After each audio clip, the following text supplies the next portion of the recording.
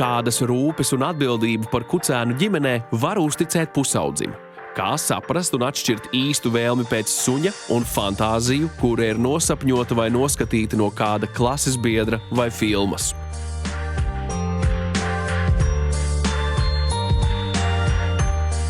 Mazu bērnu un kucēnu ir vairāk jāpieskata un jāmāca veidot drošas savstarpējās attiecības. No mazā nevar prasīt atbildību un visas rūpes būs jāuzņemas vecākiem. Taču arī no pusauģa nevar sagaidīt absolūtu ziedošanos dzīvniekam. Tas noteikti ir svarīgākais, kas jāatceras arī tad, ja suns tiek iegādāts pusaudzim. Cilvēks vai cilvēki, kas iegādājās suni ģimenē, ir vecāki. Arī ja bērns lūdza, arī ja bērns ir uzņēmies atbildību, arī ja bērns visu dara, ko viņam liek, tik un tā atbildība ir vecāka. Es pavisam vienkārši piemēru pateikšu, suns saslims. Ja suns saslims, būs vajadzīga noteikti vecāku palīdzība. Suns būs jāaizved pie ārsta, par ārstēšanu būs jāsamaksā. Varbūt suns nevarēs pēc tam staigāt, viņš būs jānes, varbūt bērns nevar panest vai jāved. Arī terapijas suņu saimnieks un kanisterapeits Ričards Pavlovskis uzskata, ka pusaudzim var būt suns, bet tikai, ja vecāki apzinās, ka tā vispirms tomēr ir viņu atbildība. Es pilnīgi atbalstu to, ka bērnam var būt suns. Ja, un ir ļoti daudz bērnu, kuriem var būt suns, kuri ir atbildīgi un kuri saprot, ko tas nozīmē. Bet tas, kas nedrīkst notikt, ja, tajā no vecāku perspektīvas, es ļoti negribētu dzirdēt to frāzi, tas ir tavs suns, tiec ar to visu galā. Jo mums ir jāapzinās, ka bērnam ir kaut kādas savas vajadzības, kaut vai elementāri, aiziet uz klases vakaru, ja, vai ar draugiem pabūt kopā, un viņiem jājūt ir tas atbalsts. Ričardam pašam ir 2 meitas, un katrai ir savi pienākumi pret suņiem. Taču, ja vecākiem nav pietiekamas zināšanas par suņiem un to attiecībām ar bērniem, suns ar laiku var būt arī traucējošs. Bet norobežot no visas atbildības un neļaut neko arī nav pareizi. Noteikti jāmeklē ir zelta vidusceļš.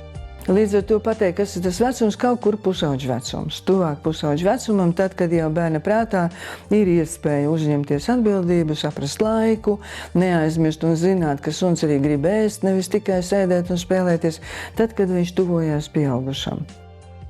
Arī kanisterapeits uzskata, pusauģu vecums ir labs suņa iegādei.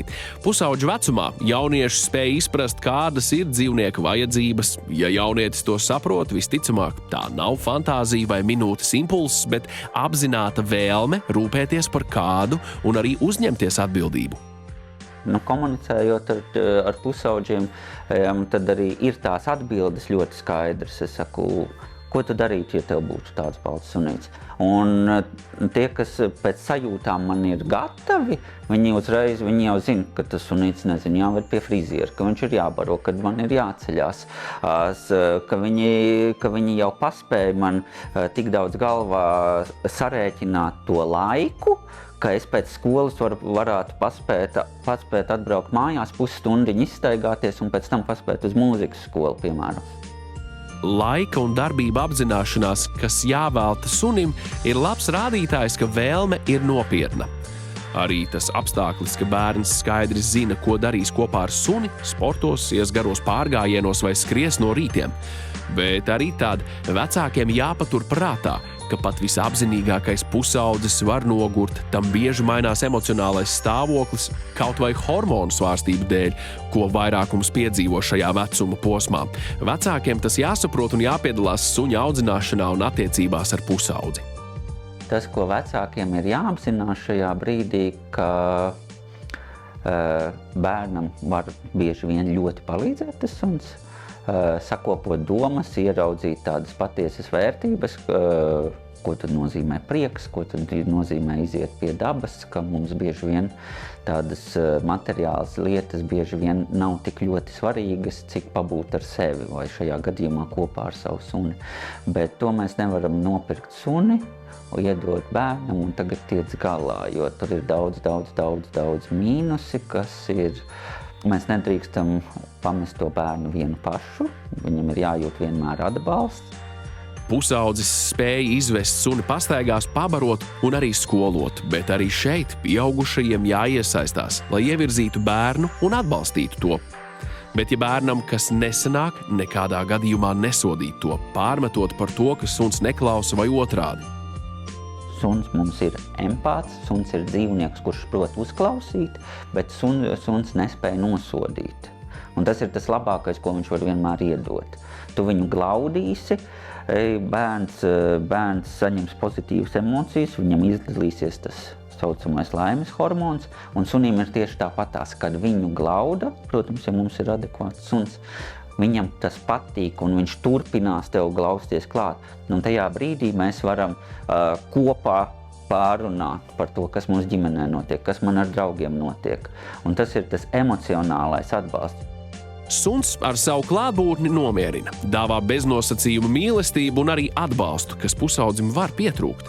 Savukārt rūpes par suni pietuvina pieaugušo dzīvesveidam, kas arī ir vērtīgi. Ričarda meita Eleanora ļoti lepojas ar saviem suņiem, jo tie ir servisa suņi, kas palīdz bērniem. Viņa lepojas arī ar to, ka pati iesaistās to grūmingā ikdienas rūpēs un, protams, visvairāk priecājas par uzticamību, ko spēj dāvāt suns. Viņi ir ļoti liela emocionāla atbalsts, kas, ja es vecākiem kaut ko negribu teikt, tad es droši varu pateikt suņiem un zinu, ka viņi nepateiks neko vecākiem, vai viņi arī nomierina arī mani, ka man ir grūti, vai es, kad raudu, vai tad es eju paglaudīt un man paliek vieglāk. Viņi tā kā paņem visas tās emocijas sev, un tāpēc arī viņiem vajag tās pasteigas, lai viņi izvēdina galvu. Es bieži arī saku bērniem, kad ar šiem pūkaļiem, samuļiediem ir viss ļoti viegli. 3-4 stundas katru dienu izstaigājies, 15 minūtes paķemmēji un vairāk tev nekas nav jādara. Bet, lai to sāktu darīt, pierādiet, ka jūs varat pirms skolas katru rītu piecelties vēl 2 stundas ātrāk un aiziet pastaigāties.